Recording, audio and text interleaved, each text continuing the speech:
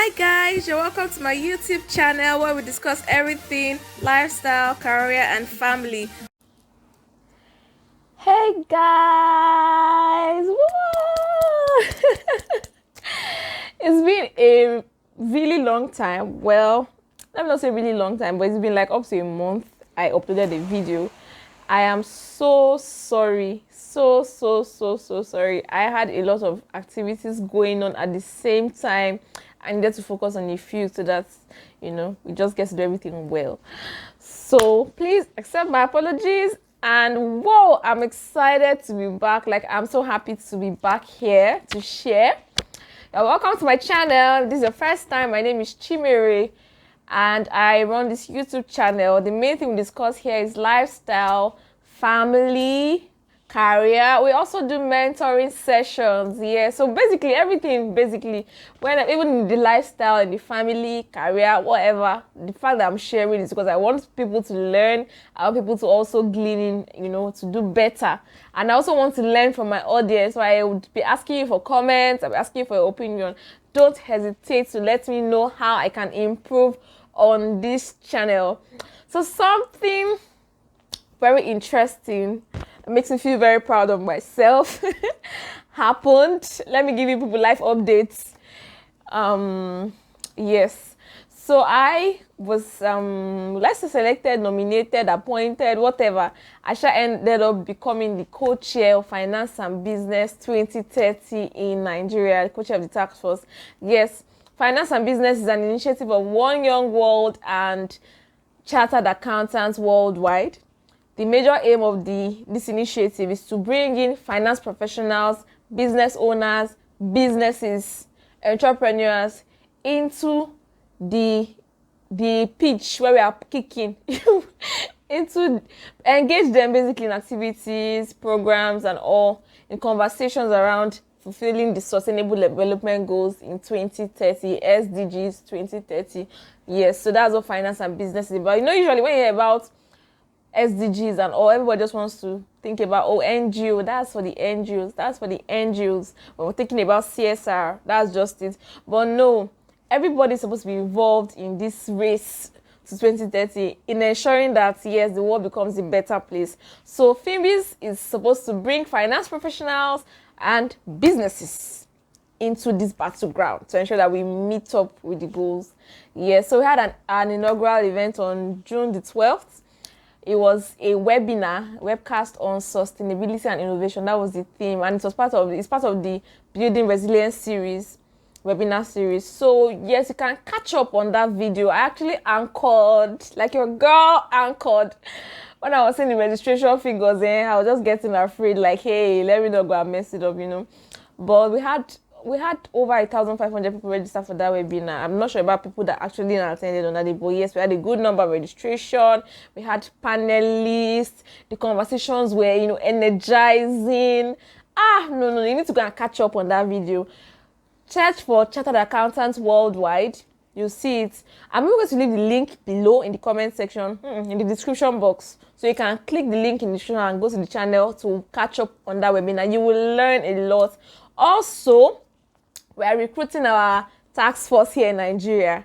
So they have task forces running in the US, in the UK, in Ireland, in South Africa. But we want to, start up our own task force here, a full-fledged task force with individuals with different gifts and talents that will, project, initiate, lead, all the words in past initiatives. So if you're interested, there'll also be links to the form here. We have like a temporary Google form that we designed.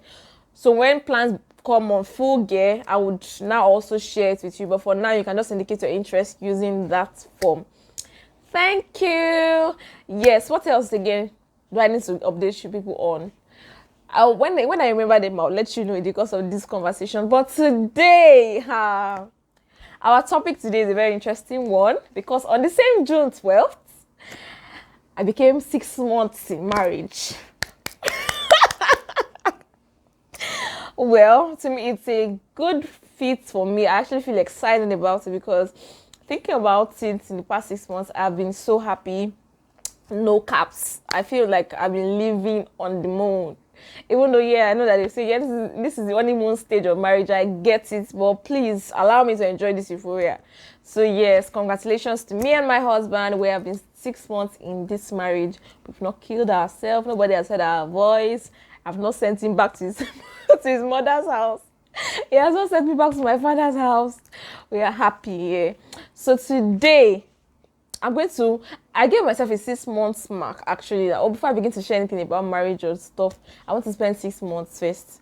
Then I can now begin to share. So I'm going to be starting from today's topic, planning your wedding, the fundamentals. Yes, I planned my wedding during Corona lockdown. In fact, if things were going to go as they were initially planned, my wedding was supposed to be on my birthday last year, September 19th, but we had to move it to December 12th, and I'm really excited because that date is a unique date. So I got married 12, 12, 20, 20. That's 12 December 2020. But yeah, I planned my wedding in a pandemic, basically. So I'm going to be sharing insights here on planning your wedding, the fundamental things that you need to know while planning your wedding. Stay tuned. So let's begin. Yeah, as I mentioned before, we're going to be doing a series on planning your wedding, on a budget, in a pandemic, planning your wedding. But today we're going to be discussing the fundamentals. I have 3 points written down, 3 fundamental things you need in planning your wedding. So these 3 things, I count them as very critical. I'll be listing them in no particular order, but they are all very critical. The first thing is agreement. So by agreement, I'm referring to agreement between the intending husband and the intending wife, then agreements between both parents, both families. Yes, so by agreement, what do I mean? You have a man in Africa, the man proposes, not necessarily, in most places, when the man proposes for the marriage, okay, you're dating somebody or you like somebody or whatever, you shall want to marry this person. There has to be agreement between both parties. There has to be agreement between both the girl should be willing and able. Yes, that's correct. Even though willing and able, I was thinking about it in a different context, like transactional, but it's actually correct. Person should be willing and able to get married to you. I know the Nigerian law permits, when people want to, but Nigerian law permits just a husband and a wife. So if the man already has 2 wives or 1 wife in the Nigerian law context, I hope I'm correct, is not going to be able to marry you. Yes, if the lady is already engaged, there's an agreement, a legal one, a binding one, maybe a family has already collected the bride price from the other person's family, she's not going to be able to marry you. So the both parties basically should be willing and able to get married. That's number 1, between the parties, intending couple. Then between the families, there has to be agreements. And agreement is approval too. So the person, your boyfriend or fiance's parents have to approve of you, agree that yes, you can marry their child. I actually would advise that if you've not gotten an agreement, I think you should just, like the approval of parents, I think you should hold off. I actually think agreement of parents, approval of parents is actually very fundamental. It's very important, not just for the wedding itself, but for the marriage. You want to be able to enjoy the acceptance of your spouse's family. Yes, you don't want to get married and have to start struggling on being accepted or having to prove yourself. It's just like when you want to get into a relationship. If you have to beg the person to date you, then you have to beg the person to accept you, to date you. You keep begging the person throughout that relationship, because every small mistake you make, that person wants to quickly say, okay, in the first place, I didn't want to date you. You're the one that came and begged me, this and that. And it happens everywhere. Not just in relation, but if you beg people to do something so important, they'll have to keep on reminding you most times, at every provocation, at every pressure, at every chance. The same thing applies when you're talking about parental approval, parental consent when it comes to marriage. If you have to beg, if you have to cajole a boy's parents or a girl's parents to like you or to accept you, you keep on doing that throughout the marriage, and you really do not want that stress. You really do not want to be in a marriage where there's an issue and you cannot talk to anybody. You can't even, like, God forbid, God forbid, God is not going to allow us to see abuse and all of that, but you need to also ensure that the parents are in approval. It will go a long way in helping you in the future. Both the parents of the wife to be, the parents of the husband to be, and then both parents also have to be agreed. Yes. This thing is simple, but it's very fundamental. It's very important. So both families have to agree. You know, different families have their different cultures, their different way of doing things. Some family, you cannot marry from this village, you cannot do this. Some families, it is the mother that will do this, it is the father that will do that. Some families, no, the uncle has to be there. Some families, the moon has to be full before they can agree. You know, you need to get to, that's one of the things that should be discussing in your relationship, in your courtship, getting to know the person's family, what they want, the person's parents, what they want. And also, it will help you when you're approaching them for their approval, for their agreement. So both families have to be agreed. You know, sometimes you can fix a date and maybe one family can come out and say, oh, the other people just sent to fix the date. They did not consult, you know. Make sure that both families, the chief, Fabi, the person that is like the authority figure in the families, in both families actually are in agreement. They are in agreement as regards the date. They are in agreement even as regards the color for the day. They are in agreement with regards to the venue.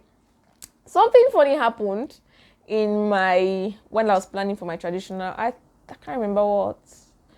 I think it had to do with the date. Was it the date? Okay, no, I think it's the payment, the day that we're going to pay the bride price. So my in-laws wanted to come 2 days before or a day before to pay, settle everything on the list. Then the day of the traditional itself, they'll just come and do celebration. And I think my own family insisted on having to do the settlement on the same day. I think though there was a reason to it. I think just so that more people can be available, like more of my uncles can be available. My father did not just want it to be only him, and he just wanted a good number of kingsmen, a good number of family members to be around. So they ended up settling some things before, but the final settlement of everything on the list and all was done on the day of the traditional, even though it had its own cons. I'll get into that later when we're talking about traditional marriage. But then the agreement is very, very important. Agreement between both parties, agreement between families is very important, because you have to be in agreement. For the couple, you have to be in agreement all the time, because my wedding planning comes with pressure. Planning for your wedding comes with pressure. No matter how small that wedding is going to be, it comes with pressure, financial pressure, it comes with emotional pressure. There's pressure from family, there's pressure from every angle. So you have to always be in agreement to remember that, okay, I'm not against this person is not against me. Both of us are working for the same goal. Because we might just realize that people are just being antagonistic against each other because of color, because of rights and all of that. So you have to always start from agreement. After all, the Bible says, can two work together except to be agreed? Don't be offended though, we are just talking, but yes, everything that happens in this world, there's always a passage for it. Yes, so that's the first thing, agreement. So secondly, now you have agreement between the couple, there's agreement between families, everywhere there's peace, everybody's happy. The next very, very fundamental thing is premarital counseling. I cannot overemphasize this, and I do not care what people think. I don't care how we get. Premarital counseling is very, very, very, very, very important. Why? If you want to write JAMB, do you not prepare for JAMB? I'm sure you want to write JAMB. You read now, you read books, you go for lesson. In fact, all through your secondary school education, what you're preparing for is your WAEC and your JAMB, your entrance examination. Like, that's the main reason. Otherwise, who will go to school? Not go to school, just go and go stand up and go straight to university. No, but because you need that high school education, you need secondary school education, you need evidence, not just the education, you need the evidence, you need primary. Imagine that's just for a 4-year course. So you just want to go and study a 4-year, 5-year, 6-year, 7 years. Even if it's 10-year course, you want to go and study, you need to write an entry examination. And to get that, to pass the entry examination, you need to go through classes, you need to read. Talk more of entry into marriage that is lifelong. It's still there do your part. Yes, it's still there do both parties' part. Why would you now joke with it? Why would you now want to just say, oh, my parents never had any problems, Or you think that, oh, because your own parents' marriage worked, then your own will surely. No. A working marriage is not inherited. I'm saying it because there are two different individuals in the marriage. Your father's marriage is not your own marriage. So a working marriage cannot be transmitted by blood. It's not in the DNA. It's not in the DNA. So you have to be deliberate about it. You have to be intentional about it. And there are also a lot of fundamental things that will be discussed in premarital classes. Premarital classes are very important, but there are some group of people who need extra premarital classes. If you know you're coming from a home that is not at peace, maybe your parents were always had issues, or your relatives, your extended family, you had any kind of issue, man, you need serious premarital counseling. This could even involve therapy, actually. If you would ask me, I think people need to even overcome their childhood trauma before they get into marriage. So if you need therapy, please go for it. If you can afford it, go for it. If you cannot afford it, pray, read the word of God, listen to messages. I'm sure it's going to help you. I'm sorry, I just took my light. I'll be back. Let me just put up. As I was talking, as I was saying, as we're discussing, before they took the light, before you, premarital classes is very, very important, especially in a good church. Don't go to any premarital class that it's just one day class. So marriage, I keep saying it, marriage is lifelong, and there are fundamental issues that need to be addressed in both individuals, in every individual, before you now, because getting married is like agreeing to share your life with somebody, so you have to be very sure. Don't be surprised. Some people go through marital counseling and then realize that, oh, I'm not even ready for this marriage. I'm not ready for this wedding. Seriously, happens. People go to premarital classes and realize that, oh, I'm not ready. People go to premarital class and say, oh, the foundation of this relationship is not even good, safe. I don't think we should even be having this conversation. Something is wrong. You don't just marry, say, oh, even if you got pregnant for a guy. Now I'm talking to ladies. Even if you got pregnant for a guy, it's not now automated. Excuse me, it's not automated that, oh, because I got pregnant for this person, I must marry this person. No. You need to go through premarital classes. Please, I noticed that a lot of people in our generation, in our time, tend to look down on premarital classes, thinking it's just a waste of time. If you can even afford it, pay. There are counselors, professional counselors. If you can afford it, pay. If you can afford therapy, go for therapy. I was talking about people who came from homes with issues. So you are coming from a broken home, you're coming from a home that there's no peace. You know, some homes are not broken. It's not as if the parents are separated, but you know that they are also not at peace. Even if your parents are at peace, but you know there were some fundamental things wrong in your parents' marriage. You know, we learn unconsciously. Learning is not just the only things that we go to school to learn. You learn unconsciously, and your parents are the first contact you have with the world. So don't be surprised that all those negative traits that you don't like in your father, or you don't like in your mother, or you don't like in this and that, you pick them up somehow. So you need to ensure that you go for premarital classes. You need to really check yourself. You need to read books too. So getting the knowledge. It could be, premarital class can be a physical one in your church. It can be the paid one. You go and pay a professional counselor. You can also enroll for classes. There are some Bible schools that offer premarital counseling. You read books. Some of us will say, oh, this person, I love this person. Oh, I wish this person can be my mentor. Oh, I wish this. Oh, I wish that. But you've never read this person's books at all in your life. Please, how? So read books. There was one particular book that I read that really helped me. I think it's What a Man Wants in a Woman and What a Woman Wants in a Man. It's a two-fold book. I'll check for it. If I can get the details, I'll put the details down in the comment section, in the description box. Why am I mixing them up? In the description box. I'll put the details in the description box. But yeah, you need that knowledge. You need premarital classes because there are a lot of things you need to discuss. You need to discuss your expectations. I remember one of the major topics we had was discussing your expectations. What's your expectation of this marriage? What's the expectation of this person you want to get married to? What's the expectation? We discussed things to the barest details. I remember we even discussed the point of house chores. Who is going to be washing the plates? Who's going to be sweeping the house? A lot of times we just want to believe that, oh, everything will work out. No, there are some things you need to learn about, you need to discuss, you need to pray about. And you also get to know each other more in the course of premarital classes. I know somebody who said, oh, she cannot allow her husband to do anything, all the house chores. She's the one that's going to do it. So that the husband's own is to provide. You should provide money. That's good. But me, I'm different. I was cut from a different part of Jesus.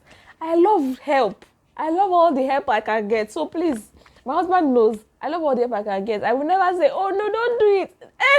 It's always going to, please, for me, the best way is to share the work. We share the work. We share everything. We share the good, the bad, the ugly. We share it. Yes. So you need to also go and discuss that, because you could be dating or wanting to marry a girl that expects you to be of help in the house. She expects you to assist on Saturday. Maybe there's a cleaner, people don't have a help, or even if you have a help, she wants to be able to pick up after yourself. While you, when you were growing up, your father was the king of kings of your home. So you just want to sit down, put your leg on the table. Then somebody come and help you remove your suits. Somebody will help you keep your shoe. And the wife, your girlfriend or your fiancé that you want to marry, does not have that mentality. People have conflicts. So those are things that you need to discuss during premarital classes. You also, in the course of premarital classes, a good premarital class, you also pray towards your marriage, towards the wedding and towards the marriage. Prayer cannot be overemphasized. I don't know. It cannot be overemphasized. You need to pray. You need to pray towards that day. Pray for the vendors, and scoring will not catch their head. Not the one that you will call caterer and say, ma, please, where are you? And the caterer say, the wedding is today. I saw that. That was a joke I saw somewhere. But basically, you need to pray for all the vendors. Pray for all the guests that as they are coming, they will go safely. There will be no accidents. Pray for your bridesmaid, your groomsmen. Pray for yourself. Cover yourself in the precious blood of Jesus. As a Christian, yes. Pray. Seal that day already. Yes. So that's like the next second thing I think is fundamental. I talked about agreement, then I'm talking about premarital counseling. The third thing, fundamental, finance, money. Yes. So I don't know if it's because I'm an accountant, but I'm particular when it comes to finances. I feel like something we need to be deliberate. It's not I feel like, I know it's something we need to be deliberate about. You need to be very deliberate about it, because sometimes there are memes going all around on Twitter where you see, so they'll say, oh, client's request, you see a lion. Client's budget, you see a cat. That's how people are when it comes to wedding. You have 1 million naira. Instead of you to plan a wedding around that 1 million naira that would be good, that you enjoy, you plan a wedding of 50 million and want to cover it with a 1 million naira budget. In the anticipation, most times people anticipate that, oh, they will get gifts. Somebody will give, their uncle will give them money. Your auntie will give it. It's not bad to receive gifts too, and it's not bad if you actually end up receiving. But please plan your wedding according to your budget, according to the money that you have first. If you now get gifts, why not use the gift to start your life too? When they give you, put in your account, I know that yes, you have money to flex, you have money to travel, you have money to go for honeymoon. Why do you plan a wedding, incur expenses that you cannot pay for? It is very unwise. The Bible says we should be wise. We should walk circumspectly, not as fools, redeeming the time, because the days are evil. Please, the days are very evil. This is not the time for you to act without caution. First thing, when it comes to finances, you have to know who is footing the bill of this wedding. That's another thing of being in agreement. Who is footing the bill of this wedding? Some ladies say, I'm not going to pay for PIN. My own is to come that day and be wedded. After all, I did not beg you to marry me. Some people are of that opinion. Some people do not mind assisting. Okay, you can do, I'll do this, I'll do that, I'll share in the bill so that everything moves on. There are a lot of things, and weddings are expensive. No matter how cheap a wedding is, you are going to spend something tangible, basically. So we're going to talk about budgeting. We're going to move on to budgeting in another episode of this series. But today, we're going to look at the fundamentals in terms of finances. First of all, you want to get married. I believe it is reasonable for you to begin to plan towards the marriage, towards it. You spend money. After the Bible says, who will build a house and not count the cost first? So you want to get married. Have you calculated? Do you have a budget? Do you know how much it is you want to spend? I don't think it is wise for you to start talking about getting married or fixing a date and not having any plan. Like there's no plan pata on how you want to go about it. There's no plan. There's no agreement on who's going to foot the bill. If it's just the husband, hope the husband knows. Like hope your partner knows Hope your partner, hope your husband knows that you are not going to pay for anything that is on his own. Hope he knows. And is he fine with it? If you're going to be assisting, yes. So there has to be an agreement, basically, in terms of finances. Please, they don't give award to first person to get married. I keep saying it. They don't need to give award.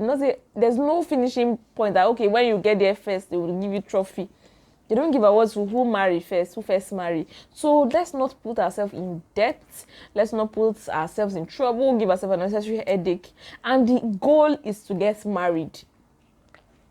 Simple. I kept telling myself that when I started planning the wedding, I started seeing some things that I know that, okay, this thing is of no use, and this we can't afford it at this point. So I had to tell myself that, oh, Chimere, the goal is to get married. The goal is not to trend. The goal, that's not true. If you end up trending, thank God. But the goal should be to get married. So what do you need to get married? The willing couple, the pastor that wants to join them. That's the only thing you want. You need to get married. Your family, witnesses, yes. That's the only thing you need to get married. So please, please, please, and please get your finances right. I don't agree to getting married in debt. That don't go and borrow money to get married. Plan your wedding with the amounts that you can afford it. That's if it's 20,000 naira you have, go and do court wedding. Come to church on Sunday, do Thanksgiving, give testimony, let the pastor pray for you. Move on, please. So I've talked about agreement, I've talked about finances, I've talked about premarital counseling. Okay, let me make it 4 points. The next thing you need to really consider is the law. So from your religion, what does a religion permit? What are the procedures by your religion? What are the procedures by the law? Because in this, there are some licensed churches. My church was licensed. I got married in Foursquare. It's a licensed church, so I didn't need to do a course. I just needed to go and get approval to be licensed to wed. I went to get it. We registered in They gave us license to wed, and we took it to the church. And so when we went there, they gave us a wedding certificate. So we didn't need to go and do court wedding again. Though I have pictures, that was just paparazzi. I went again when I was going to go and file back the wedding certificate. We now dressed up again. I took pictures again and pretended that we're raising our hand up. That's paparazzi. So get to know, is the church licensed, or will you need to actually do a court wedding? So you need to know all those things, know the laws guiding it, know the procedures, so that I can plan towards it. So I've discussed the fundamentals today. I hope you learned something. Please, this season of our lives, this season of my age group life, is a time where those who want to get married will actually start planning towards. This is time to settle in. So if you're working towards getting married, I hope you found this useful. If you have any questions, please comment, let me know. You can reach out to me personally. My details are here in the description box. You see my IG. You can message me on IG. You can send me an email. Also, if you have any particular aspects of the wedding planning you want me to talk about, let me know in the comment section. I will be very happy to share from my own experience and the knowledge I gained. But you obviously learned from a lot of things. So thank you so much for joining me today. We're going to continue this series in the next video. Stay tuned. Ciao. See ya. Bye.